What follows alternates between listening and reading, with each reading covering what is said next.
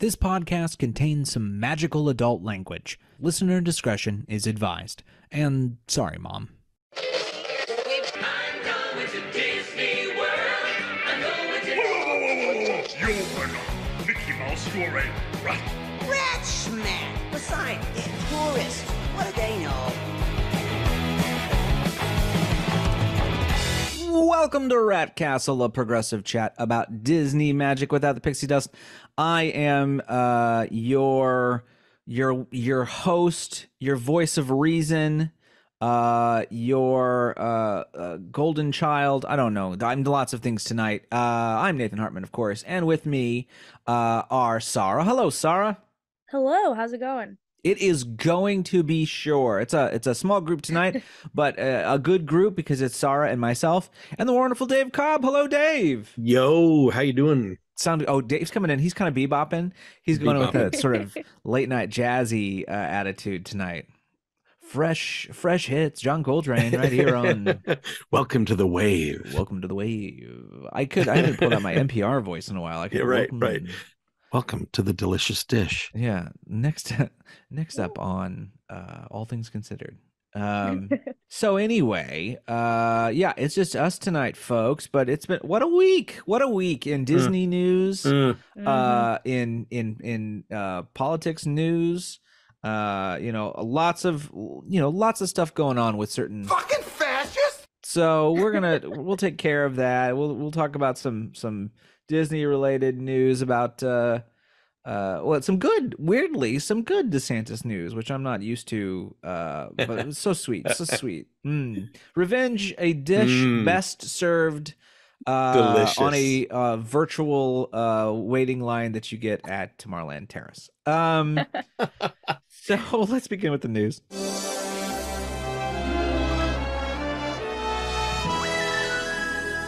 Ladies and gentlemen, we have reached the very end of the Walt Disney World 50th celebration, and oh, what a celebration it was. It had... What did it have? Stuff, It had lots of merch. It had merch. It had a show no one liked.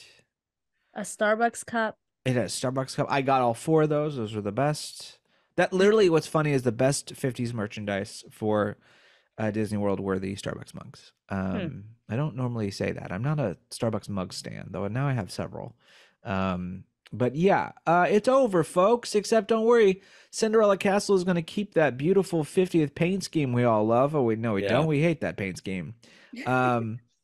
Garbage. But it's the weird iridescent pastel. Just it either looks really great as you're moving by it, or it looks like gray mush in a still photo. It might be it's the worst photography color possible. But anyway, we've reached the end, and it's already the 100th. Can you believe it? 50 years have went by so fast. I'm sure there are guests that don't understand the difference, right? That they're thinking it's about the park being 100 years old. I'm sure that's what's happening at Disneyland. People think that it's the 100th of Disneyland. But the 1950 math is hard. People, math is hard. The thing is, this is something I firmly believe as an educator. As a person in this world, a lot of people are just stupid. This is what it comes down to. A lot of people should have been left behind. And let's just say that it's not a diss necessarily. It's just a lack of self-awareness to the world around them. I think it's that. I think it's what we perceive when we say somebody's kind of dumb or not smart. A lot of it is just they're a narcissist, right? They don't pay attention to the world around them. They don't pay attention to other people. Well, it must be nice to to live that way. Being apparently you can be president if you're not empathetic and a sociopath. So anything's possible. But at the same time, I just think there was a time in this country where you lived in a farmhouse and half your children died of cholera. And we are fairly conditioned now. We're pretty good, you know. We can drive down the highway at 80 and probably not die. Like, it's just hard. We don't get rid of people as much as we used to. Nature is, you know, I'm Charles Darwin here all of a sudden. But yeah. And also Google is free. So it's like the fact that there's still ignorance on a lot of different things is just crazy. Yeah. Like, how is that possible? Or like the banner in front of you that says the Disney celebration is for 100 years is free. Let's use our comprehension skills, common sense, what we learned in grade school. Hooked on Phonics was made for us. So use it. But anyway, we're getting a little off topic. I wanted to sort of put our final stamp on the 50th celebration. And you can see already our thoughts. Dave, I know you got down here for the 50th, and I was here for the entirety. Sorry, you didn't have any 50th experience, did you? No, thank God. Thank God. Yeah, you're too busy being in Disneyland where everything is cool. No, I saw a little bit of it. I mean, it was there for Guardians, and you know, I didn't see any of the shows or anything. Well, Harmonious was the only show, right? Well, Harmonious, and then Enchantment. No, what was the? Literally, I can't even remember. Yeah. Now. Oh my God. Happily Ever After started. And we all went. Well, for what? I don't remember the last show. It was like 5 minutes ago. I can't even remember. I saw bits and pieces of that, and I watched Harmonious on Disney Plus, which I filmed. I thought it actually works pretty well. But yeah, when Idina Menzel or however John Travolta says it is slightly inebriated, it's pretty fun to watch. She seemed to be having a very good time. But what are they keeping? I mean, they're keeping up the statues, right? Yeah, the statues are staying. Our golden figment is staying from episode 1, as we talked about. We may worship still at the feet of golden figment. What's funny is you know, it's a nice Disney spin. It's like you know, we're keeping some of the magic alive. We're keeping it up, and it's like, no, you're just broke, and you don't want to pay to take it down. Is what it really comes down to. It's like, I'm surprised they're not painting it silver or platinum or whatever and calling it a day. Yeah, that's what I thought they would have done. Well, they got to have a reason for people down here to buy the Magic Band Plus, and they're like, well, we take the statues out. That's 95% of the reason gone. Like, what's the point? If it works, they want to hear this thing make a little tune. So yeah, I guess I have the final word on it. It was a disaster from start to finish, a horrible thing. You can blame it on COVID if you want, but the end result was still terrible. And found a very good way of somehow not at all celebrating the parks at any juncture, really. Beyond literally the Starbucks mugs, which had an array of different shows, and for all the parks. I kind of think any anniversary, especially when you say this is the 50th of Disney World, it's okay to sort of, you know, kind of go out a little bit. And, you know, when you have like Smart One on the Epcot mug, and you have, you know, there's like fun stuff. You know, it's fun. Like in the last 20 years or so, and then this is changing a little bit, I think, in the last 5 or 8 years. But before that, there was this weird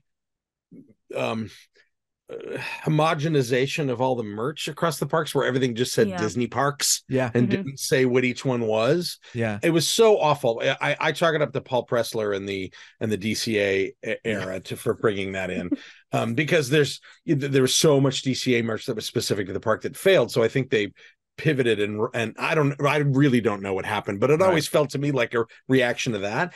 And for so many years, it was like you could get a sweatshirt. There was a while where you get sweatshirts and t-shirts that said Disney Parks on it, like Disney Parks, like generically. And you know, yes, they've always had some merch specific to the park, but you think for the anniversary of that park that you would, where were the like River Country t-shirts? You know, where was the you know, I mean, they did have one. If I remember correctly, there was a River Country shirt, but I don't think it was connected at all with the 50th. I think it was something else. You know, it was just the retro designs that they do.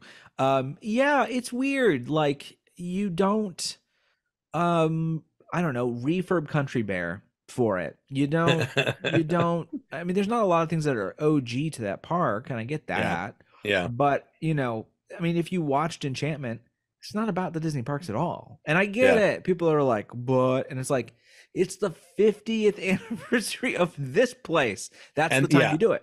So yeah, like the enchantment would have made sense for the 100th of Disney as a company. Yep. You know, yeah, and but that's what, so that homogenization of the brand has turned into literally just about the IP. And for some dumb reason, they don't see the parks as IP. I mean, they do in some cases, Sure. right? There's some Disneyland merch that knocks it out of the park in terms of feeling, like it's honoring the place. There's the whole After Dark series, like they're doing one that's retro After Dark in April, Mhm.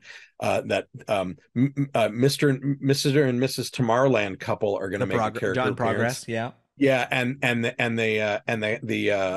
father and mother from Carousel of Progress are going to get, and it's that attraction is not even at Disneyland anymore. Yeah. So it's like, but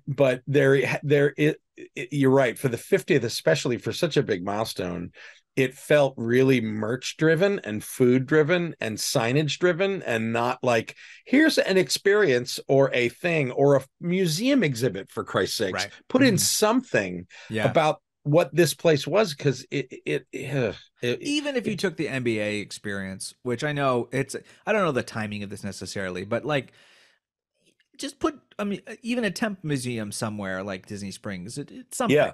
And someone put, I can't remember who said it on Twitter, but they kind of showcased the last 20 videos from the Disney Parks YouTube channel. And they're like, 3 of these 20 have something to do with the parks. Like, they really have taken that belief of, was it now Parks and Experiences and Products or something like that?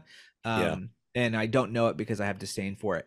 And I think that that's kind of why you have this weird kind of, I don't know. It was a birthday, but it was like pretty plain cake. So yeah.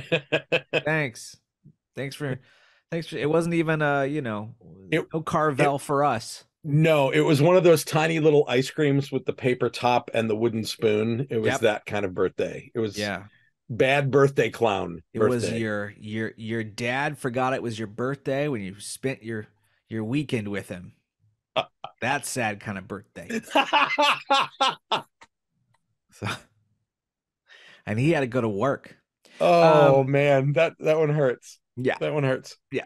Anyway, we're going to move on for the 50th because what the hell else is there to say? Let's talk about some actual fun news, which is Disney beat DeSantis's ass this week. Oh, that was so satisfying. Dave, give us more information for those who don't know. Oh my God. Okay, so DeSantis, we all know that DeSantis was like dismantling Reedy Creek, as it were, and creating a special tax zone of his own encompassing Walt Disney World, and he called it the Central Florida Tourism Oversight District and appointed 5 of his totally catchy, appointed 5 of his cronies to the board, including a prominent parents' rights activist, and we all know what that means. A Christian nationalist, and a lawyer who donated $50,000 to his campaign. So, fair and balanced. And and the idea was they would supervise municipal services development for Disney World the way that Reedy Creek did. And that, DeSantis was literally rattling the saber of that Disney's lost their, they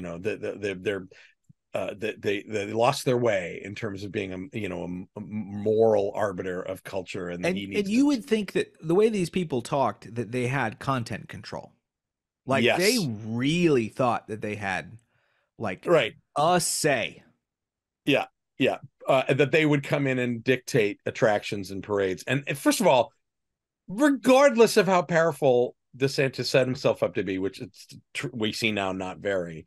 Regardless, do they think for a second that a private company on private land is going to let them dictate exactly what goes into those parks? They are beyond delusional. That is ridiculous. So, but unbeknownst to the governor, they figured out, they fucked around and found out. They found out that they have zero power because they had already signed agreements with Disney back in February. The original Reedy Creek board. The original Reedy Creek, right.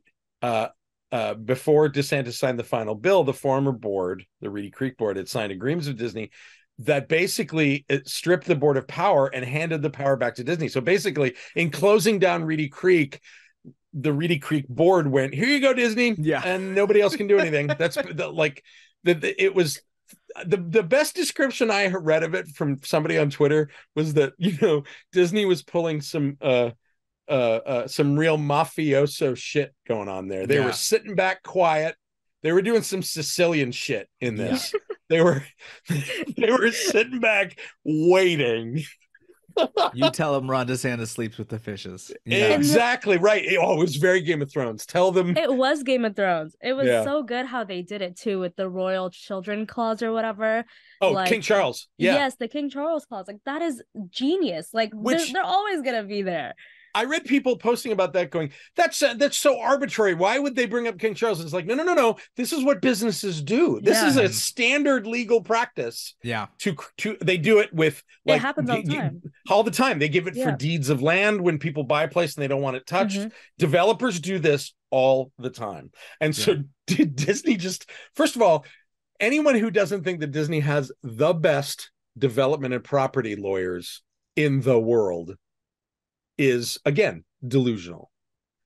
Because as soon as he started rattling the saber months ago, that all this was put in motion back in probably, September, October, when they were first at war with him, over Don't Say Gay. They, that they're like, all right, they probably predicted he's going to come for this next. We need to prepare ourselves. Would you read out what the King Charles thing actually says? It's insane. Okay. It's a rule against perpetuities is what it's called in legalese. Hey, let's see if I can give you a little instrumental here. I was working on it. The declaration will continue. The declaration will continue until 21 years after the death of the last survivor of the descendants of King Charles III. Long live the king. Long live the king! Hurrah! The British did something right. Look at the British. They actually came and saved us. Yeah, see? It's a full turnaround. And here. It's something that, the Republicans, it's in the Republican wheelhouse during elections and stuff. They've done this before, overhauled state election laws and using, rules against perpetuity so they won't change back. They've done this. So they were hoisted upon their own petard in this. Yes. And I think this technically makes that petard that petard is Bob Iger's gigantic dick. Yeah. Just so everyone knows. And I think this technically means Magic Kingdom is a literal kingdom now. I think that counts at this point. Right. Totally. At least Orange Garage, because I know that falls under the. So Disney Springs Orange Garage is now kind of run to it, Britons, if you need a sanctuary, because it's what's the saying? Lethal Weapon 2, diplomatic community. Yeah. And the thing is that what tops it all off is, this all happened in public. This was all above board. It was recorded in the early February agenda and meeting minutes. The agreement was registered with the county comptroller. Like, everything's online. No public records request needed. You could literally go look at this now. All of it was there. And so during this brouhaha, when DeSantis was losing his mind and the board was like, wait, what's happening? And the only statement Disney said was, this was appropriate and approved in open, noticed public forums in compliance with Florida's government. Yep. Mic drop. Yeah. They literally, in the most sunshiny of sunshine law states, did this this just proves that as loud as Disney can be, they can be really quiet too. If they want. Right. When news outlets asked Disney about the pending takeover in February, the company played it like so straight-faced, saying they wouldn't fight it. I mean, I don't think Iger even came out. It was like it was a DeMauro situation. It was like he was like, well, we'll work with them. There's like some And look, this is a massive billion-dollar conglomerate versus a fascist regime. I'm taking the lesser of two evils at this point. Let's just be clear. Right. This is fourth dimensional chess between two players who really don't have your best interests at heart anyway. Yeah. But at least now, the one that we have warm fuzzies for because they give us rides and merch and food, is going to be able to do the right thing in their product. Yeah, it's a real Godzilla King Kong situation. Let them fight. So anyway, let's stay over at the Magic Kingdom and talk a little bit about the newest ride, Tron Light Cycle, but not Light Cycle Run. I just learned that. I think I knew it, but I always forget that Run is not in the name here. It was in Shanghai. Yes. Actually, and it had a longer name in Shanghai. Tron Light Cycle Power Run is the full Power name Run. there. Is it Run still here? It's just not Power Run? Is that what it is? I think no, it's Light Cycle Run. Yeah, it's Light Cycle /Run. Run. They made it look no power. No power. They have no right? power. Well, technically ours is longer because it's Enterprise Rental presents a Tron Adventure Light Cycle Run. And actually we should be calling it Tron Light Cycle Wait now. Oh, excellent. Because why is that? But it's because so there's a virtual queue for Tron, as Disney is wont to do with new attractions, and they started to have a problem where people were sort of hoarding their boarding group time and missing it on purpose because they got one in the afternoon and they really want to ride Tron at night because it's prettier and cooler when you get launched into that big canopy with all the neon. And so that means they have to stay open later to accommodate everybody. So they changed their letter of the law in their late arrival policy. And they and in the past, late arrival on virtual queue has never really been an issue. They usually are like, yeah, come on in. Like I had that happen here a couple of times with Rise and with Mickey and Minnie's Runaway Railway. Yeah, same here. And Guardians, when I was there for Guardians, same thing happened. We got caught in a rainstorm and we were like 20 minutes late. They're like, whatever, come on in. So this is adding to the pile of making a vacation at Disney World or Disneyland completely not fun. I mean, this is one more example. Especially Magic Kingdom, which is already a nightmare. It's not a good, there are days where you can convince me Magic Kingdom's the worst. It's my least favorite. It's my least favorite Disney it's park not in fun. the world. It's really not fun. Yeah. And you've been to Paris Studio. And I've been to Paris Studio. Jeez.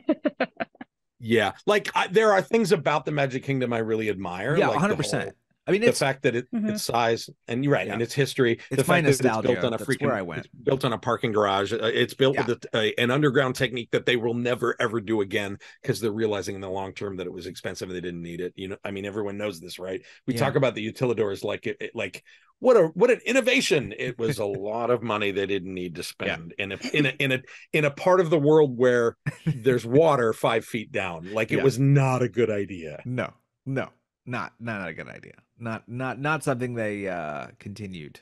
And it's why they didn't do it anywhere else. Yes. Anyway, we're on a tangent. So they changed the late arrival policy, and it is Vaggy McVagerstein in that language. It is so hand wavy. It's like they're doing jazz hands. It is worded in a way that's like, maybe we'll turn it away. It reminds me of my syllabi, because in my syllabi it says I don't take late work. After 24 hours, I just don't take it because, and I don't give extra credit because my thought is you didn't do anything with the credit I gave you. Why would I give you extra? But at the same time, there is a clause of the professor may make exceptions or change his mind at any time, because I'm, in the end, the god and lord of my classroom. So that's what this is that, it's you might, but you might not. It's if you get a nice cast member that day. Someone whose day hasn't been ruined. Yeah, and they can do it. I bet they will have management tell them no, we are booked solid. We just don't take anybody right now. And now they can say it's in the policy. The shitty thing about this kind of is we've never had an instance where you get called for a ride that is so damn far back in a park that is also incredibly difficult to get to. So it's like, if you go to, I mean, I don't know, let's say you're going to get dinner or lunch or something elsewhere on property, right? And you're like, well, they said and we'll talk about, they took out wait times too. So that was another thing, is they used to have a callback time that was super vague and could change in a second, right? So it would say you had 6 hours and you would go get dinner, and then it would be like, it's your time. And all you got to do is go through this labyrinth and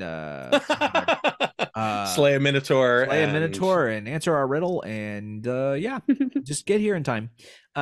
So I think that the combination, because we first heard about the late arrival policy and everyone was pretty grumpy about it, but I think the combination about that plus taking away the call time, which at first sounds like, man, you're making people stick around and not do anything forever. Actually, like, the call time was terrible anyway. So it's actually taking away a bad feature of the app. So, there's no good way of doing this. It just sucks no matter what. And in the end, you're getting a minute and a half ride or whatever. Like, chill, babies. I mean, it's funny. You said something like it's way in the back of the park, but in my mind's eye, it's like to the right. It's not, but I guess it is pretty far back. It could not be farther back. It's so far back, the train goes through it. Yeah. That's how far back it is. The loop, it goes past the loop. Like, so, I keep trying to, in my mind's eye, I keep using Disneyland logic, and it's like, oh, it's where Autopia is, kind of. Yeah, well, I mean, it was kind of on top of Autopia. That's true. Yeah, but then the Speedway got shifted, right? So it is, the best way to think about it is, if you can think about Disney World, is think of the gift shop for Space Mountain. It's behind that. Oh, right? Wow. So it's way back there. And that's far. Because if you're in the front of the park, if you're even at the, I don't know, Poly, taking a nap, you gotta get your ass over there. that's a 20-minute journey just to get across the lake and through the gate, and it's a trek, to say the least. But so some changes there, just so everyone knows. Keep that in mind. But we're gonna move over to Epcot real quick with some interesting news that came out of the shareholder meeting. We'll talk more about the shareholder meeting in a minute, but one thing that came out was sort of, I guess we would say, Dave, a final statement on what's considered the Epcot expansion. Basically, the Iger said that Journey of Water, which is the inspired by Moana, which is the water walk through, whatever it is, we don't really know what it is until it opens in the center of the park.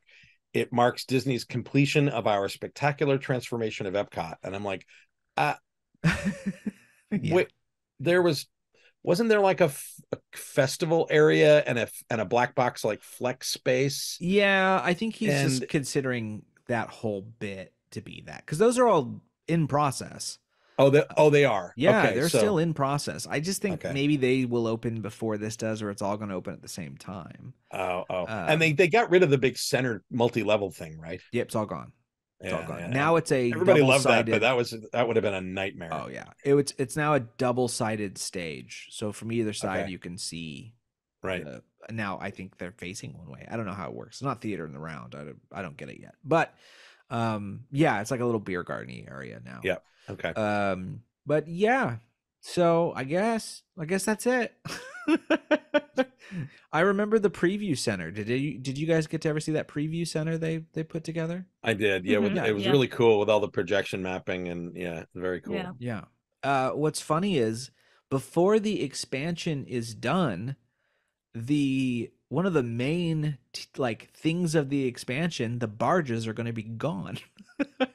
They're already dismantling them, like today. So I'm really surprised they're not just doing what I predicted, which is move them over to Springs and use them for like activation. Yeah. And who knows? I don't know what what it takes to get it to wherever it needs to go now. But they haven't said, but they're going away. Thank God. They're terrible and I hate them. But at the same time, it's strange to kind of, I don't know. I guess we'll have a final thought on the expansion once everything opens. But COVID really took a hit on their ideas for this, and I think they got a little nervous. And you know, I guess no Mary Poppins once again. No Mary Poppins. Sarah, why don't we talk about the West Coast where things are nice and everyone's nice and you get all the cool stuff? Well, maybe not all the cool stuff. Yeah, not all the cool stuff. This counts for us too, though. Edge. See, if it wasn't connected to Hollywood Studios as well, you probably would have got it. If it was Disneyland exclusive, maybe. But Galaxy's Edge disappoints once again. Ooh, that's a headline. Wow. I feel like the things that we could have got with Galaxy's Edge. That's true. It just hurts. It hurts to know that we missed out on so much. That doesn't mean that the land that we already have isn't amazing and immersive, blah, blah, blah. But we could have got a little bit more. Yeah. So speaking of more, a whole lot more. We were supposed to get, according to a former Imagineer, a large creature named Ellie? Ellie? I think it's Ellie. Ellie. I think it's Ellie. Ellie, right? Okay. So I think it's short for Elliot, actually. Oh, cute. Really? Yeah, I think, which is weird, but because they already have an Elliot. But Elliot. In the Art of Galaxy's Edge book, it has a number of names, and Elliot is one. Oh, interesting. Okay. Yeah. So we were supposed to get an Ellie. And it's essentially just a large creature that would have been carrying guests all around Galaxy's Edge. And you just get onto the back of it. Yeah. The pictures that have come out look super cool. I'm guessing it would have just been like a big animatronic, or maybe there's somebody inside and it's like with wheels. Not really sure how that works. Yeah, it seems like a parade float. There's a right. There's a in the I think it's in the Imagineering doc. I remember seeing a like 4-second clip of it in like you saw a little CG model of it and some equipment behind the monitor that was moving where they were testing it, or testing the idea at least. So it did get far enough into engineering. Right. Here's the thing, like I think it's cute. I think they should have kept it and just made it a creature appearance that comes out of one of the doors, stands there, and then goes away again. Like you could do a quick thing where you could take pictures with it and feed it and have it sneeze on you. Do all the stuff they did with, like, you know, the encounter that used to be in Jurassic Park, Stegosaurus. I thought you were gonna say Lucky. No, which was a Disney one, but the Velociraptor. I mean, they still do it. The Velociraptor, they still do it, right. But they, you know, it was 6 people, and we go back and forth between the Rise encampment and main downtown Batu, and it's like, that would not work. No, just from a capacity standpoint, from you know, the amount of people in the land, everybody would be following it, taking photos. It's just not as a. Someone would have been crushed or fallen off. I just know it. And to be clear, why this is news is because we're finally finding out that it was budget cuts. It wasn't creative differences or anything else. I mean, it seemed to go pretty far. This is a former Imagineer made it very clear it was budget cuts, which. Yeah, I don't get it. If you're gonna spend the $1 billion, just spend maybe another 100. Like, is it really that serious? I mean, you're absolutely right, Dave. This thing would have been a nightmare. I don't even know how you would have got on it. They would have had to have a giant load platform that you walk up, ramped up to, and just the infrastructure for that alone, with a queue it would stick all the way out to fucking, you know, Big Thunder Mountain. It would in LA, totally. And the it would be terrible. The weird thing too is, like, my brain tried to convince myself this would work a little bit, because I thought, well, I mean, they have trolleys and stuff on Main Street, and I went, but that's a nightmare. Those are normal things that aren't that interesting to people, and B, it's always a nightmare. You're right. Yeah. I only rode the trolley once, and I rode it because it was like the butt crack of dawn, and I was like the first in the door, and they were like, "We're doing one ride, like we're going to the front, and then we're done." Well, and they carry at least 4 or 5 times as many people, right? Like the double decker omnibus, and even the fire truck seats like 12 or 12 people. Yeah. So but to your point, they're cool, but they're not a giant creature that you want to hug and pet and get pictures and with. would have been marketed as like another ride. Like, they would not have just been like, well, it's a thing that, you know, which would have helped maybe tamp it down as an experience, but you know, they couldn't help themselves. I have a mildly hot take about all the stuff that got cut from Galaxy's Edge. Like everyone bemoans it, and then it's that could have, would have, should have. With like Sarah said, and to a certain point, I absolutely agree. Sure. I at opening day, one of my my comments was, I came out humming the sets. If people know what I'm talking about, like when you go see a musical, I came out humming the sets. Because it lacked life. It lacked, the little shows hadn't really gone up yet. Yeah. Even the shows that are there now with Kylo and they're fine, but they're not enough. And there should have been 4 times more than that. There should have been a little cantina band playing outside somewhere. The little droid repair show that was going to go near the refresher restrooms would have been great. Like it needed that level of texture. So I agree with you on that point. From a business standpoint, I totally understand why they cut it, because of not just because it was a lot of money, but because what they were doing from a land-wide storytelling perspective and this sort of level of immersion and level of play along, asking the guests to play along, had never really been done at scale. And I actually think, especially the role play stuff, and if people were going to be involved in shows, I'm pretty sure the crowds that would gather for those shows would not feel like a place that is bustling and real. It would feel overcrowded. Yeah, totally. And so it already is overcrowded. It already is. And so I feel like they actually have the empty Galaxy's Edge as a kind of petri dish where they can try out what works now rather than open it all at once. I think it's and the fact that they're leaning into, all right, let's have Mandalorian walk around and he's not in canon. Let's just not comment about it. But he's not, we all know he's not in this timeline. Nobody cares. So great. That means, okay, will we ever get, Luke and Leia and Darth? I doubt it. But like at least now they have in a way admitted maybe what we planned in the beginning wasn't 100% right or wouldn't work. I admire that they took the swing. I admire that they aimed for the moon in terms of, let's do this place that is like LARPing. That's never been done at this scale. Well, and then the Star Cruiser is like that times infinite. I mean, it is probably the closest thing we're ever gonna get to the culmination of that. And yeah. And even there, we talked about a few weeks ago, like that still needs to be right-sized in terms of money and what it costs. But like the people saying, oh, all the stuff they cut from Galaxy's Edge is now behind a paywall at Star Cruiser. No, they were developed at the same time. There's nothing in Star Cruiser that would have worked at scale. That's true. In the theme parks, it just wouldn't. So now they have this platform. I see Galaxy's Edge as a success, not necessarily on opening day as a land because of the things we talked about, because it was missing some texture, but it succeeds as a platform because it's a place they can add things to and try new ideas at a smaller scale than worrying about building huge. Like Bounty Hunters is a perfect example. It's not a perfect experience, but it's fun. I've done 8 of the 9. Was it 19? I think 12, something like that. I've done a bunch of them, and I'll waste an hour every time I go now just doing some, even though it's the same thing. It's a little repetitive, short. And I wish it had something at the end. I wish it had like here you go get a button or something, Right.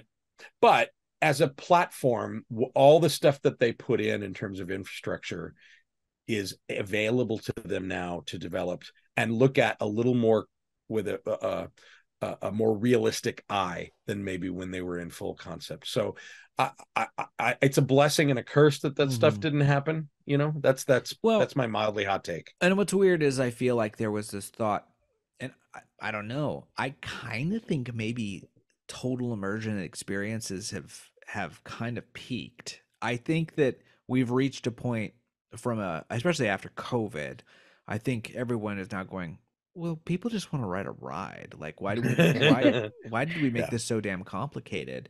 Yeah. And they're not wrong, sometimes you'll sacrifice good queuing or good crowd control for creative choices, and that can be good and that can be bad. And I mean, what's funny is everyone complains about how generic Batuu is, and I don't disagree in the sense of planets that you visit in Star Wars. It's sort of a Tatooine-ish kind of thing, but at the same time, it also kind of makes like okay, this is Star Wars land, and this is like a generic area for Star Wars, and it kind of works like that. You know, you can strip away all of the stuff, and you could have no characters going anywhere, and you could still have the Falcon and the rides, and no one gives a shit. Like no one would know the difference if tomorrow you changed Smuggler's Run to be during the Empire.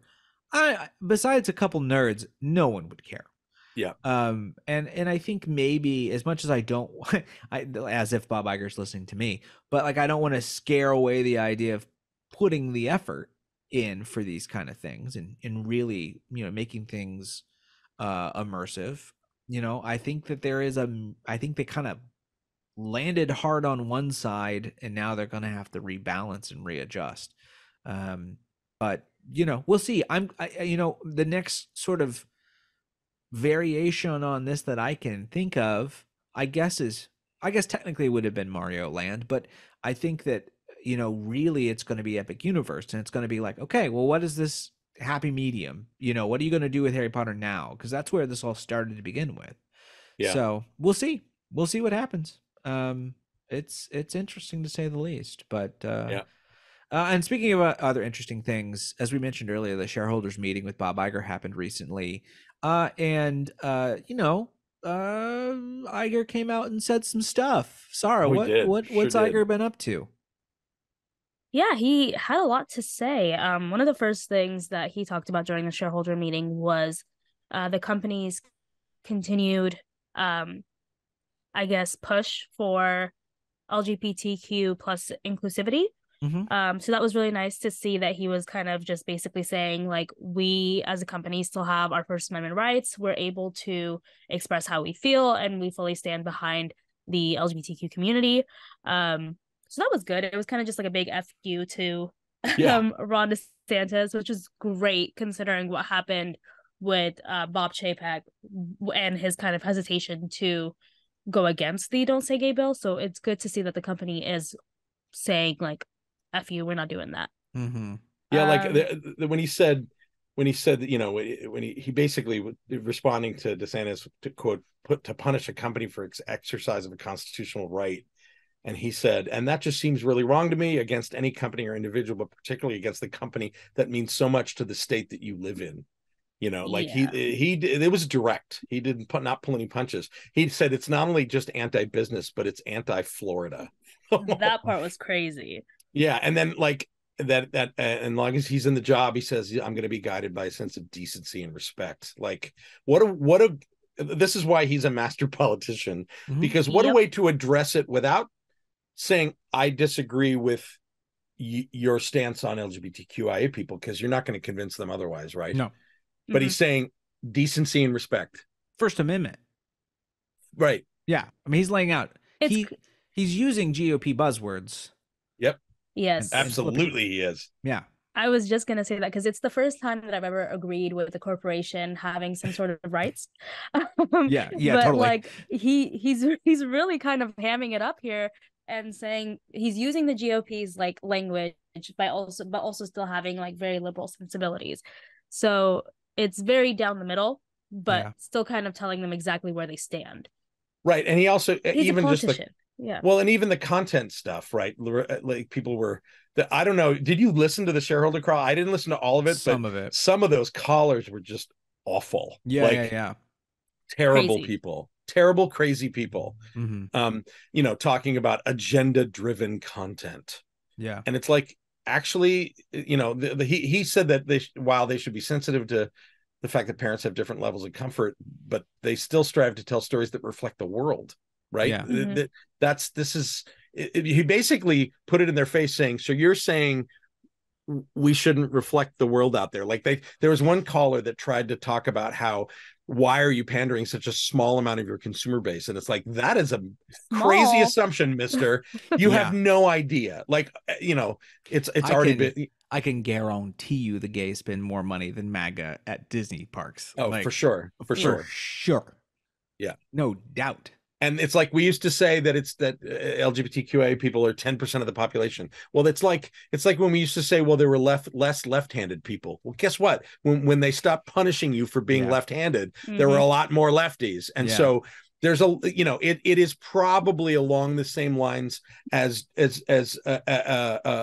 gender. It's probably the same as overall distribution of men and women, not to get into other gender and gender expression, but you know what I mean? Yeah. That it's like that sort of reduction of, oh, it's a small part of your audience, so don't pay attention to them. I want to call that person directly. If you listen to this podcast, whoever made that call, fuck you. Yeah, I can't imagine they made it this far, but yeah, no. give it to him. Give it to him. But fuck you. Like that made me so, that little tiny detail of what he said made me so angry, because it's this assumption that, it's we're not, his bubble is that small. Yeah. It's anybody that says that kind of stuff, it's because their bubble of who they know and who they've embraced is super minute. And and sometimes that's, I grew up in Indiana, so like sometimes that is self-inflicted and sometimes that is just who's around you, and culturally inflicted by where you live, but that does not give you the right in the internet age to as an excuse, just to be clear. It's just, you have to seek it out. Yeah, even if you want to be that asshole parent that doesn't want to expose their kids to that, which is ridiculous because kids learn everything everywhere and they probably already know about it, and they're probably gay themselves. So like, what's the point? You don't have to take your children to the theater. You don't have to have Disney Plus. You don't have to go to Disney. If you don't like it, stay your ass home. You'll make the park less crowded for us. Like, well, that's literally what it is. The thing about a lot of this stuff in general, and this is, I think, why the Disney stuff is so hot right now, is because you have a subset of people who have no political economy, they've got no economic place. All they have is culture. That's all they can still hold on to. And it was a thing that was held on for a very, very, very long time by white people. But we're now going, no, let's give that to other people too. And they're really, really hammering hard on this one because, it's not about Song of the South. They don't give a shit about Song of the South. It's not about, but Disney used to be better. No, it's just because it used to be something that didn't scare you, that you had some connection with, and the world's bigger than you, and it's hard. But when you lack any sort of capital in society, thanks to a system created to oppress you, you will take that out on anyone you can culturally, because it's it's your last bastion of security, I guess. But at least, thanks, Bob. We appreciate you being very clear on that. But not only was he talking about political issues, but also some economics. What kind of numbers is he throwing out for the next 10 years? How are we celebrating the 60th of Walt Disney World, Sarah? I don't know where he's pulling this money out of, considering all of the layoffs that are happening. But he's promising that Disney will invest $17 billion over the next 10 years, which will create 13,000 new jobs. So 16 of that is going to a Mary Poppins ride, just so we're very clear. Most immersive. You are Julie Andrews. You surgically change your body. It's very but this advanced. is specifically for Disney World. So 17 billion in Disney World, which is crazy. Because Galaxy's Edge costs, I think it was about $1 billion. So that's a lot of money that they're investing over 10 years. I wonder what it's for. I have theories. Okay. Please, Mr. Industry, what are your theories? At least one new gate. You think so? Meaning a new park. Now, don't get too excited. It could be something. It's already on Inside the Magic. I can't. They heard. I don't know how they heard. It's already on Inside the Magic. Well, it could be a gate, right? It could, but it could be the kind of gate that, like, look at what Universal's building in Texas, right? Like a Legoland scale. Okay. Like they would benefit from a park that's only for toddlers and small children. There is no reason they couldn't do that, right? Yep. I'm not saying I have no insider knowledge. Trust me, this is just me spitballing. Like but in Florida, I think so. Even for Next- vacationers. How much would that cost? Like, how much would if you were to open a new theme park today in America? Like, how much would that cost in Disney dollars? And yeah, like About in like a Disney. Like, let's think that Disney we're going to build level? a Disneyland. Yes. Probably around 3 billion, 3 to 4. Wow. Okay. Yeah. Okay. That seems about right. That's about what Epic is from what I know. But like, I think they're gonna do another gate of some sort. It could be something we don't understand in terms of what the business plan and who the market is. But I think it's enough to do that. The other thing I think is going to be transportation infrastructure of some sort. Well, Oh, yeah. yeah. Well, they need the monorails are held on by Velcro at this Duct point. tape. It's- Yeah, everybody they gotta loves them, compete but with they're the so Bright Star, inefficient. too, or Bright Sun or whatever it's called. Yeah. Yeah, that's coming in Yeah. at some point. That's interesting. I don't know. With when I think about it, Legoland and Peppa Pig just opened. Mhm. And you have, I'm trying to think what the level is, because you have Fun Spot on one side, you got Peppa Pig and Legoland, which are certainly better than that, but less than Busch Gardens. I'm just trying to find the happy medium here. It could just be like a I think Toontown type of place, like right. that kind of level. I guess. Like what I would say is it could be something that is a half-day park Yeah. for moms and dads and children under 6. Yeah. But if you right, but you know how this works. You know this culture. They can open a Legoland sized park and that's going to be full of childless millennials. Like it's not going to stop anybody. They can still go. No one's telling them not to go. That's true. It's just going to be hard to get into if it's small. Is the only issue there. Any gate that Disney is going to open is going to be hell to get into. What about it? And I know that they kind of only have one open at a time now, but what if it's a water park again? What if it's something that they could do it. They could do another water park. I mean, I don't know why they would, to be honest, but that would still mean that they have like 12 billion left over. Like that's a lot of money. Oh, that's just fixing Imagination Pavilion. I mean, that thing's rough, man. No, I think quite a big chunk of that is infrastructure for the whole place, transportation, jobs, and additional probably additional hotels. There's probably at least 4 or 5 additional hotels in that money, at least. Well, and this doesn't say that he's not already investing that. You know, like it's very possible that he's counting the new Polynesian Tower as part of this next 10-year plan. Like, I don't know if he's considering it or going to spend it now or things that are opening in the next 10 years, which means they're already spending. But anyway. And to answer your question, sorry, about where he's getting the money because of all the layoffs. Like, what do you mean they have money? This is just going to be leveraging existing equity and more loans, and the money that they make back over the next 10 years will pay for it. I definitely think that this is also kind of just throwing it back to Ron DeSantis, and because in the article it's saying that the Disney parks brought over like 50 million tourists over, including like 8 million international tourists. They're saying that Disney's the largest taxpayer in the state, so it's like, y'all better, if you want us around, if you want us investing $17 billion into the state, essentially, like, get off our back. I think that's Atlanta's looking pretty sexy right now. Atlanta. I mean, they already have a studio there. I mean, there's a lot of hot stuff going on in Atlanta. Like, Atlanta it's hot right now. Everybody's everybody's going there.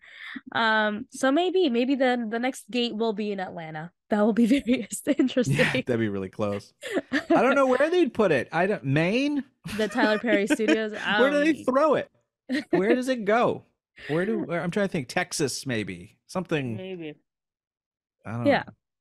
The home on the range land. Yes. Boy, look it up, kids. All right, moving on. Sarah, we have some a Marvel villain has been defeated by our superhero friend Bob Iger.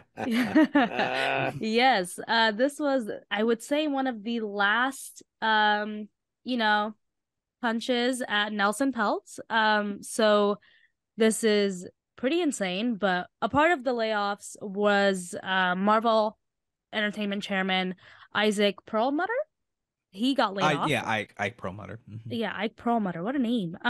So he recently got laid off. And he was told on the phone. They didn't even tell him in person.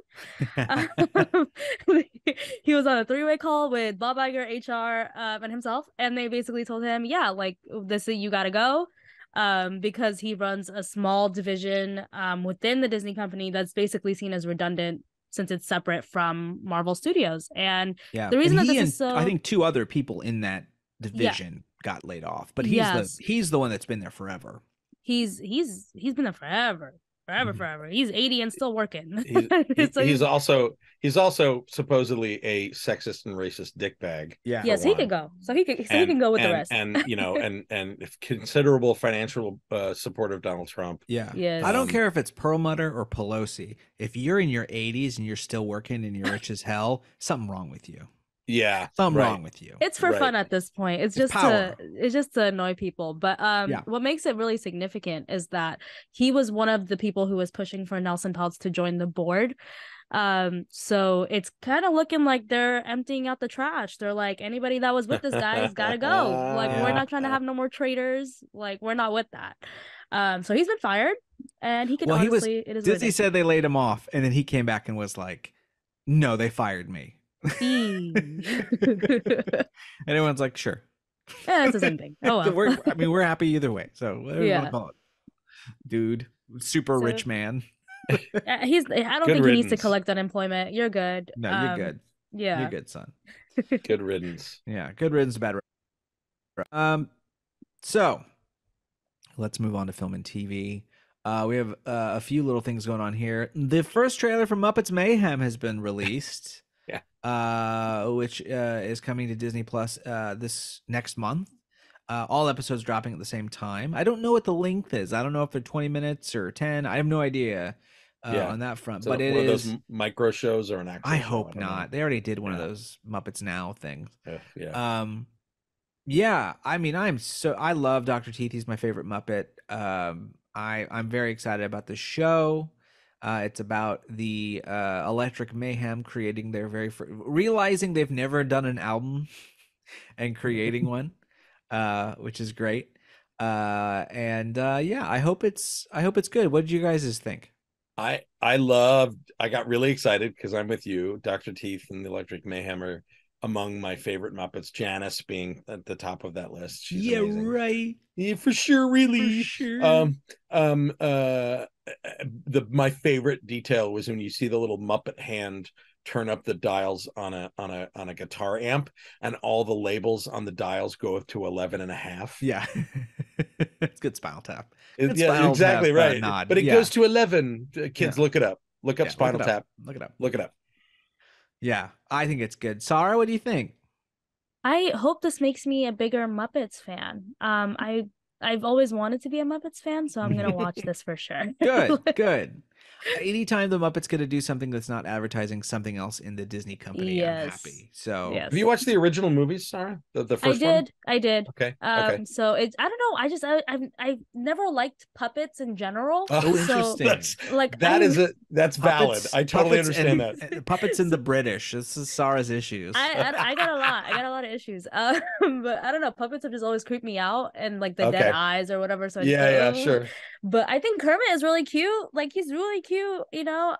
So I'm hoping to be more of a Muppets fan. I love the songs. Like, if you haven't watched the original Muppet show, that's a really good on ramp too, because it's so chaotic. It's chaotic, and it's short. Each of the episodes is like 20 minutes. Is it like a half hour show or hour show? 20 minutes. Yeah, 20 minutes, half an hour. And then the British cuts too, which is cool. So they all have like an extra bit in them. Anyway, but the TV show is great because every week is a different TV star, and you'll know some of them because they're TV and movie stars, that some of them are still around now. And that's a great on-ramp for it, because what is at the heart of the Muppets, and Dr. Teeth embodies it probably, I think, the most, is the Muppets is about flying your freak flag. The Muppets is, it's okay to be a weirdo and have a bunch of a friend group that is a bunch of weirdos. And that's the thing that kind of keep in the back of your head when you watch. The movies actually don't represent it best to me. I love the movies because I grew up with them, especially Manhattan, Muppets Take Manhattan. But the TV show is where it's at, because that's the thing we watched every week as a kid that my dad would howl with laughter at, and I would love. And so, give the TV show a chance. Okay, yeah. I'll watch it. I think that's a good call. There's some good episodes in there, and it's cool too, because it's like, and this week there's a ballerina on, and you're like, who? And then they do a whole ballerina thing, and you're like, well, that's neat. Like, and now here's Vincent Price, and we'll do a whole bunch of horror stuff. Here's a whole James Bond, Roger Moore episode. Get in. Here's your in ramp. Okay, there's a Mark Hamill episode where Mark Hamill plays both Mark Hamill and Luke Skywalker as two separate characters. Yes. So watch that. That'll get you in. Miss Piggy and Leia buns. So worth your time. Oh, cute. Worth your time. My favorite one, my absolute favorite one, is the Gene Kelly episode. It is it's so lovely, and it makes me cry at the end, because it's very sweet and quiet at the end. It's lovely. I think if I have to pick one, I'm going to give shout out to one before I pick my favorite. My shout out is the Wally Bogue episode. And the reason I say that is if you love Disney theme park history, Wally Bogue, of course, from the Golden Horseshoe Review, he gets to do his Golden Horseshoe Review bits on the show. Like, he does the same teeth spitting bit on Muppets. So it's this really interesting, and at that time Disney didn't have really a relationship at all with the Muppets, so it's just he was just known, they just used him. So it's a really interesting, if you want to see Wally Bogue do his thing. He's also the voice of Jose in the Tiki Room, so that's cool. My favorite episode is probably Steve Martin, which is a whole episode where they cancel the show, and then there's just a bunch of Muppets in the audience from the show watching Steve Martin do bits. So I just like that because it's a different kind of random episode, and you get a little rambling guy. I'm rambling guy. Okay. So moving on, we're gonna talk a little bit about something that's not as fun, which is I guess one might say that the echelon of the Disney universe is changing, or whatever the Black Adam shit was. Apparently they're doing a live action Moana, which we all asked for. We just demanded it, didn't we? Well, this is what happens when Dwayne can't sell a movie anymore, and he's getting desperate. He's flop sweating hard. He's producing it with his production company, so that's crazy. Yeah, why do this? The movie's not even like 20 years old. I know. It's not even 10 years old. It's crazy. It's ridiculous. Yeah. To be clear, there's not much else to say. During the shareholders meeting, they showed a video of Dwayne in Hawaii, and he was hanging out with, I believe, his kids, and he had the big, what's it called? Like, not harpoon, but like, Maui's stick, whatever it's called. And looks like a fish hook. And he just announced that they're planning on it, and they're working on details and more to come on a live action version of the movie. So okay. Well, I'm going to watch. I'm going to watch the animated version of the live action version of the animated version. When are we going to get when are we going to get that? What's the first movie that they're going to make another animated remake that is riffing off of the live action one? Who knows? Who knows?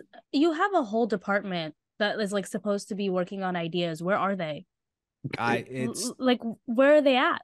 Are they also laid off? Like, I don't understand why we're consistently getting reboot after reboot, or remake, or whatever the hell. Like, it's tiring. Like, it's just so boring. Yeah, I'm not counting Marvel or Star Wars in this conversation, because they're their own separate companies that Disney bought, and they can do their own thing. They really do truly do their own thing.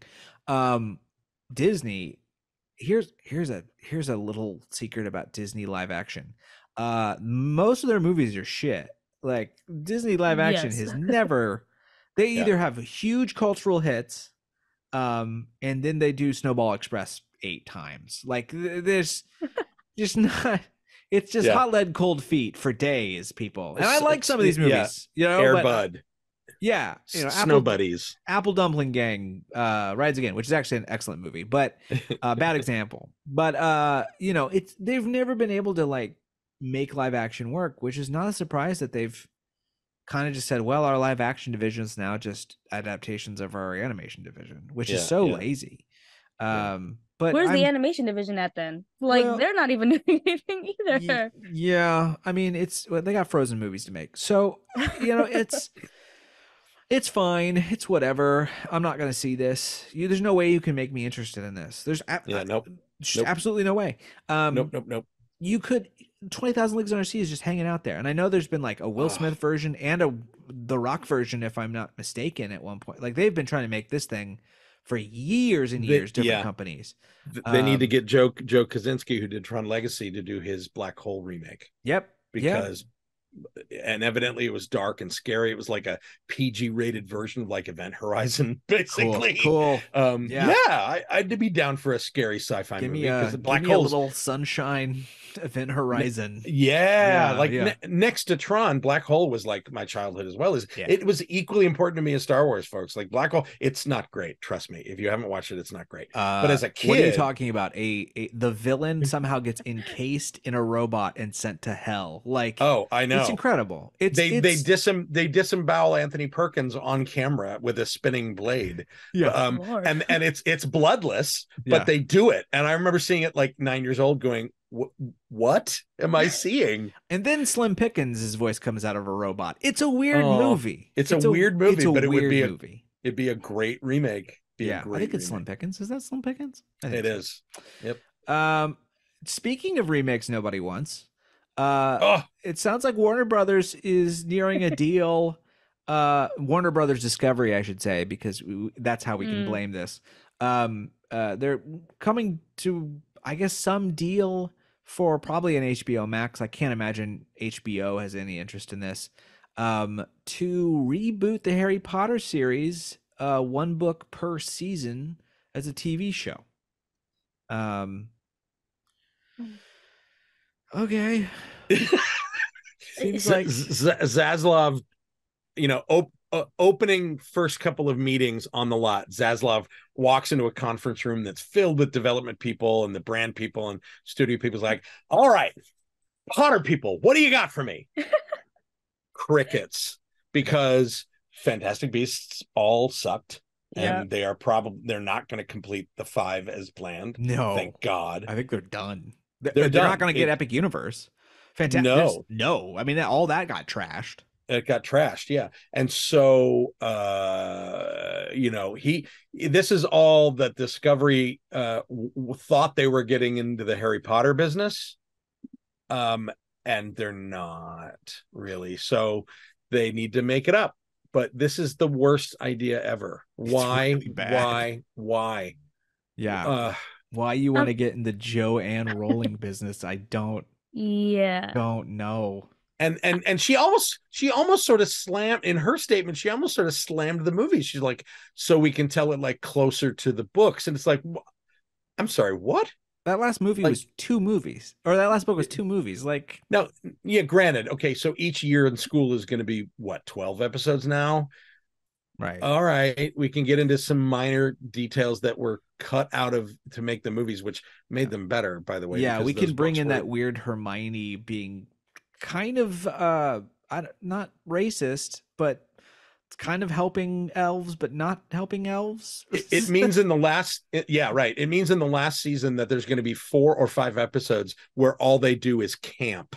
Yeah, because that's like what that last loved. Book had so much camping in it. Yeah, like it just too much. Yeah, I'm just gonna go ahead. Sorry, Nathan. No, please go ahead. I just have more ranting to do. I just got one thing to say. I'm just gonna say this: go watch Daniel Radcliffe's like sharing space roundtable conversation with other trans folks. Go do that instead. Good. So go good. Do that. Yeah, it's really good. He's a good guy. Did you see also today? He like his longtime girlfriend. Yeah, he's gonna be a papa. Is pregnant. Did you see that people are actually saying she's trans and like blocking her looks? And it is the rudest fucking thing I've ever seen. So dumb. They're so dumb. Yeah. Yeah, because you're going to start policing people based on what you perceive their gender to be. Look, I know a lot of very, very handsome women, cis women, right? Yeah. Like, you're really going to do this? Are you really going to do this? Yeah. You want to start that? You want to open Pandora's box? Yeah. No, all props to Daniel Radcliffe. We love you. Yeah. We love you. Whatever you want to do now that all of Tom Lair's music is in public domain, do it. Because I know you love it. He loves Tom Lair. Whatever you want. He should play Tom Lair. Yeah. He should totally do that. That would be a great biography. Yeah. Let's poison some pigeons in the park. I heard this Weird Al movie was really good. I really wanted to watch that. Yeah, it's fun. It's great. It's really fun. It's really, really good. Yeah. He only has to work when he wants to, and that's what's fun. Yep. He gets to do stuff he wants to do. Which is great. What I don't get is something I feel like everyone talked about during the Potter films was why there isn't a TV show that's just the Auroras. That's just following magic cops. Like, it's easy. It's not hard. Yeah. It's not hard, people. It's an easy show to pitch. It doesn't have to be world-ending stakes. A procedural show set in the modern world with horrors would be really freaking cool. But can't call it horrors because I hate that word. It's just horrors. Horrors. Just give me Magic Columbo. Just excuse me, ma'am. Expecto Patronus or whatever. See, I got no. Hang on a minute. Hang on. Just one more question. Thing. Yeah. You were over there and you had your magic spell and you did the thing in the potions class. Tell me more about that. What happened again? Magic Columbo. Just call it Magic Columbo. You don't even have to change it. Just call it Magic Columbo. Which, by the way, for totally side note, I don't even know why I'm talking about this. If you've not seen Poker Face, go watch Poker Face with Natasha Lyonne. So good. Now I want to see. Now I want to see Natasha Lyonne in a Potter in that. Like, I want her to be the good guy, the good girl Umbridge, basically. You know. Have I done my Natasha Lyonne impression on this podcast? I can't remember. Please, no. This is it. It's called a micro impression. It's just that's it. It's that's accurate. That is so accurate. That's so good. I don't know. Just watch her for 5 minutes. She goes quite a bit. I love you, Natasha. Yeah. So anyway, what we're saying is very, I think, very simple. Get your head out of your ass, Warner Brothers. Give us Magic Columbo. So with that, let's go ahead and go to Beware Our Guest.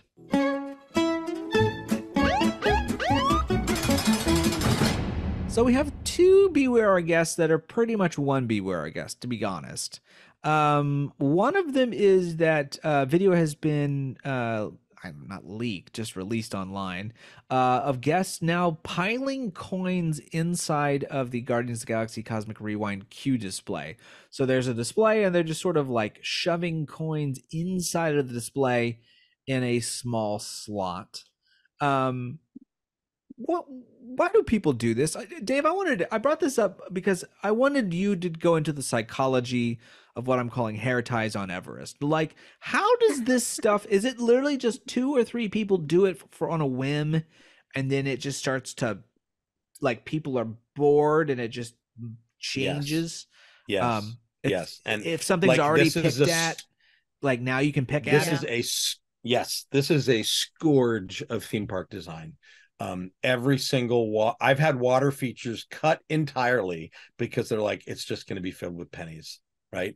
And I had this very thing happen in a queue once, and we had to go back in and put in like plexi, and it looks terrible. And it's like, I mean, I want to just be simple about it and go, why can't we have nice things? Just stop doing that shit, people. Why are you getting rid of your change? And it's worse now because people think change is kind of worthless, right? So because they don't pay cash anymore. So if they have change on them, they're like, yeah, whatever, give it away. And in That's some why we cases, had that like coin shortage. Yeah, because people are all confused. And it costs, like, the thing is, it takes time and effort for them to clean it out. And yes, the parks usually like give it to charity, and that's like everybody thinks that's the de facto. Fine, but then create a special thing just to throw money in for charity. Let's do that instead. I think we should like instead of charity, it should be like we give this to a kill shelter. Like that's what we do. Any money you put in the fountain, gonna kill a dog. Yeah. The Universal, actually, very unheralded, but you may not know this, but it's there in Seuss Landing in Islands of Adventure. And it's McGillicuddy's Pond, which is a little area off to the right when you walk in, and there's a bunch of fish like looking at you, like sticking up out of the water. And they did this because they knew people were going to flip coins into the pool. They said, well, let's give them a target. Because if you flip money into the fish's mouth, they squirt you with water. So it's a little game. And they built it so that the little support holding up the fish literally pulls the money down into a collection thing underneath that they empty out every once in a while. And it's, so it's like, there are ways, but that's so small, it's pretty insignificant. This is in a queue, and it's like getting in there to fix this is got to do it after hours. It's going to be really low profile really low priority for a while. People don't do this. Like, and if you see people doing it, shame them for it. Like, why the fuck are you doing that? Because it's tantamount to vandalism, really. You're vandalizing this thing, all because you want cred of like, oh, I got my penny in there. Look it's there now. It's in Disney. Why did I get a Southern accent there? That was weird. My penny. All my pennies I brought from Tennessee. Like, I honestly don't understand. If you're in Italy, yes, at the Trevi fountain, you toss 3 coins in the fountain, like the song says, over your shoulder, and you will find love. That's the whole point. Right. Like, okay, I get it. But those are sort of old, ancient, mythological things. This is something built 3 years ago, people. It's also 2 years ago. It's also at Disney parks. You have to throw 6 coins over your shoulder for it to work. Oh, because they charge more, basically. Yeah. That's the way it goes. I get, coinage feels cultural to me. I feel like you go anywhere and there's water features and people do this, right? I cannot fathom hair ties on Everest. I don't get it. I don't know why. It's I think it is just I think it would take a dedicated cast member whose job is once a day to just go in and grab the 4 or the 2, and you just constantly make it a thing. That's what it needs to be. Not a thing, because if there's enough there, then people feel they can do it, and it really does take that kind of unnecessary but attention to make that change. I actually think what they should do is a sign in the queue, and don't theme it. Don't make it in the language of the museum or the trek. You literally say, you are being watched on cameras. If we see you throw a hair tie, you're getting kicked out of the park. I would not pull a punch, because Disney needs to do that more often at the end of the day, it's a safety issue. If one of those things gets under a wheel, it can actually stop the ride. It can actually make it. There's a thing with polyurethane coaster wheels. They call it the nylon sweater effect. One of the very few times that a coaster ever got stuck upside down, which it shouldn't, because there's no brakes, and it should keep going, was a guy was wearing a acrylic sweater tied around his waist that got out during the ride, and it went under. It got out and got wrapped around the track under the tire at just the right time, at just the right temperature of day, so that it melted and it seared the wheels flat, and the ride got stuck upside down because of it. Wow. That's crazy. And here's the thing. That sounds so random. It's happened like 4 times. Yeah. So when they tell you not to bring things on, that's why. So, and I would say, I would put a big sign saying, if you have a hair tie, we are filming you, and we are that literally hire a person to watch it all day. When those people come off the train, sorry, can you come with me, please? Yeah. It sounds extreme, but it's what I would do. I think the problem is it's private. I think it would take that getting out on social media and really making a sting. Like, because you're right, but if you do it one person at a time, it's going to take a while. It's like a 4-factor thing. You got to clean them up. You got to have people doing it. I think you just got to have that bird that sometimes comes up and squawks at you. It's just got bird on a stick. No bird on a stick. Yeah. But I think when it comes to Disney, I feel like they're really not so good at reprimanding their guests, because a lot of these things continue to happen, especially when you're like on TikTok and you see them either drinking the water or jumping into the topiaries or doing whatever crazy thing or jumping onto sets just to take a picture. Like, it's getting to the point where it's really uncomfortable to like be in the park sometimes with some of those people. Yeah. And I feel like they need to do what Knott's did and put it out. Like, be like, if you guys are going to keep fucking around, you're not going to be able to come here anymore. Yeah. Like, fuck around and find out. Like, in clear language. And now Knott's is so much more enjoyable. Well, like just the general safety rules of every ride, they can add something and then promote it on their socials that say, we've updated our safety rules on all of our thrill attractions. And one of the things can be like, don't bring on a camera, don't bring on a phone, put it in a locker. One of those could be throwing things from the train of any sort. Yeah. Is cause for removal from the park. Well, you can't, you can't. Everest, just right before my annual pass went out, got real hardcore about photography because we were going up the hill, which is not you're not doing anything. We didn't get stopped, but we got a mystic voice out of nowhere, which happens sometimes. That was like, "Hey, don't do that," and we were like, "Okay," but it had never, ever had been like that before, you know. And of course, it wasn't a scary part or anything. You know, if I would have dropped my phone, it would have landed on the side. But you know, it's just one of those things that you're right. Like they make the changes and then they kind of adapt per ride. And I think you sometimes need to just go. That's why Velocicoaster has metal detectors right before you board. Yeah, that's wild. You can't bring on anything. Yeah, it's true. It's one of the weirdest parts about theme parks. You need stuff to theme park, but you really can't have stuff to theme park. Real monk-like. The other weird thing that has happened recently is over at Disneyland. So I don't know kind of how this all kind of happens, but if you know those touch lights that your grandma has on her stairs, which I have in my litter closet for my cats, you know, they're like little white domes and you touch them and they turn on. Right, that's their whole game. They're battery powered. They do their thing.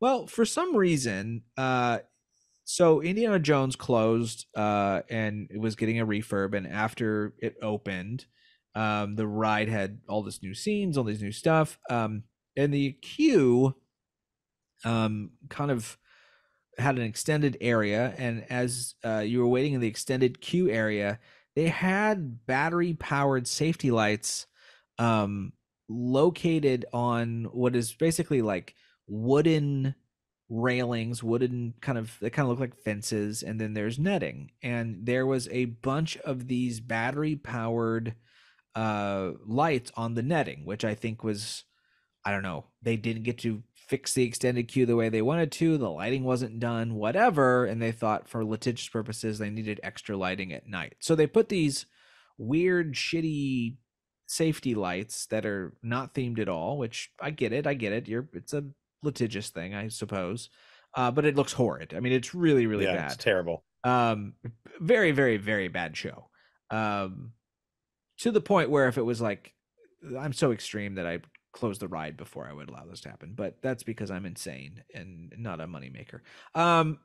And the thing is these are now getting ripped from and kicked off of the netting. So people have found the lights with the ties, like normal plastic ties, just sort of sitting around. So kind of two-tiered. You have a very bad patch for a problem that is clearly not supposed to be there forever, that is now being affected by guests dicking around. And guests love to dick around. My wife and I love Everest at Animal Kingdom, but there are several bells in the queue, like monk kind of monastery bells, and people would go by, and boy howdy, did they think they were at Long John Silver's. It was ring the bell for service, baby, like this Trader Joe's style.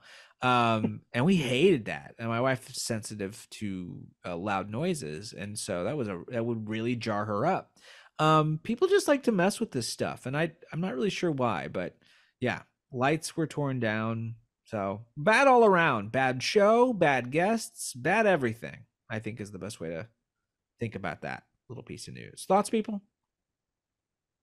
Yeah, I think it obviously was like after the refurb, maybe there's an area where there's some lighting that they're outdoor lighting that they're changing, or some new electrical they need to put in to change that whole, we're talking about a ride that's how many years old now? 95? I mean, you could easily see where those were, like they could Right. be putting in like electric lanterns, like things that would be more themed but would show the ground. Yeah. Mm-hmm. So, but and I get it, like when you are when it could be a liability on a ramp like that that's elevated and somebody can slip, whatever. I get it. But you know what? Go buy one giant stand light and have one of your scenic painters paint it and make it look like a construction, like a dig site lamp, and just flood the whole freaking thing for now until you get them fixed. Yeah. Yeah. What happened to good show? Yeah. But Target. I get it. It's bad show, but I think it goes beyond bad show. I think there's something that they realized they couldn't fix in time, and they didn't want to close it again. Yep. Yeah. Right. So this is a bigger issue than just bad show. This is like, okay, if you're gonna do something temporary, make it like a construction fence, and rather than touch lamps, like literally just put wood planks everywhere where one of those lamps is gonna go in front of, and put it in front of all of the rope work, and just put a construction wall up over the whole thing, and hang little temporary lights on the top of that, like you do for a construction fence. But even if you use shitty lights, why would you get the lights that you can turn off by touching them? Exactly. What do people do in queues more than touch things? It's dumb. Yeah. It's the weirdest. And again, so beware our guest. This is a guest fault too for touching and being disrespectful. But also, everyone's in trouble. You're all in trouble, says Rat Castle. Well, I think we have come to a cherished segment of the show. Our poet laureate, one might say, the Astuter Computer Poem of the Week. That's why I'm a router for me computer. Everybody needs a friend. All right, computer. I sound like Scotty. Computer. Save some whales later, people. Computer, please write me a poem about Reedy Creek, the Harry Potter reboot, and Ike Perlmutter.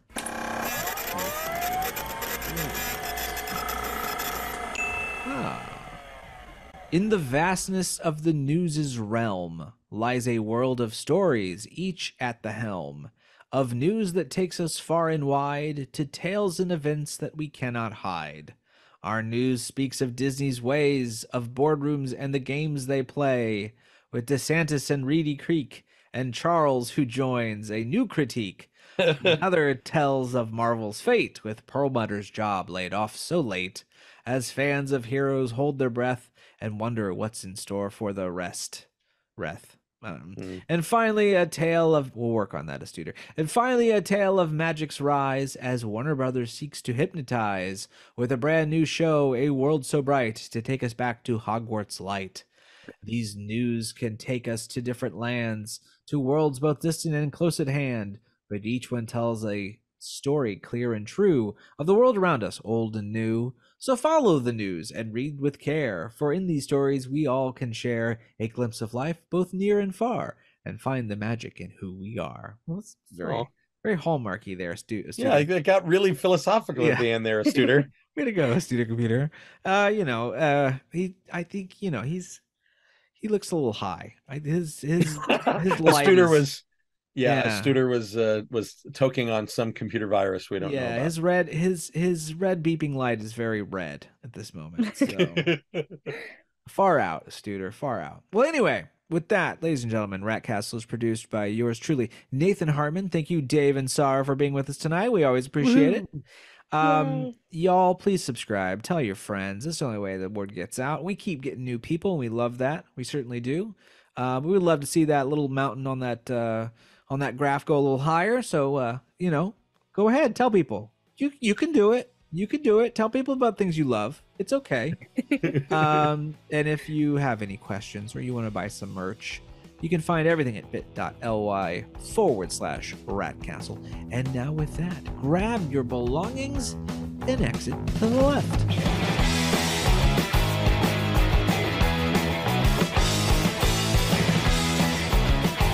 Will you stop this foolishness? What foolishness would you like to see? Will you get out of here?